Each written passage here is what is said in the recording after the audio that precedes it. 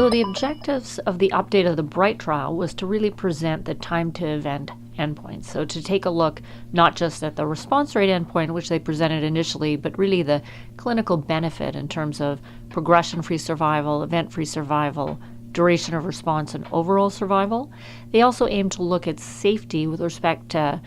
deaths from other causes as well as secondary malignancies.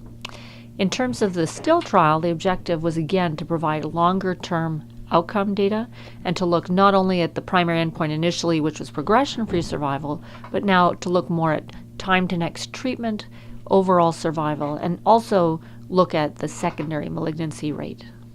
I think that the results of StiL1 and the BRIGHT trial are very complementary and really indicate the same thing, and that is that for patients with indolent non-Hodgkin lymphomas, bendamustine rituximab is a very effective therapy in the frontline setting,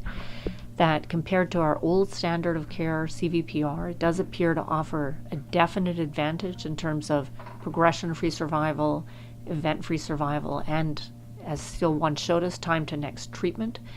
I think the safety data is reassuring that, in general, this is a well-tolerated therapy, and there are no strong safety signals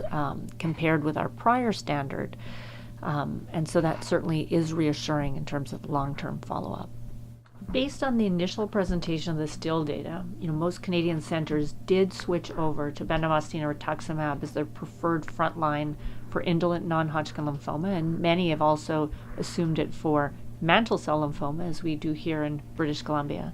I think the results, the long-term results of both StiL1 and the BRIGHT trial reaffirm the efficacy of bendamustine or rituximab for both those subtypes of lymphoma.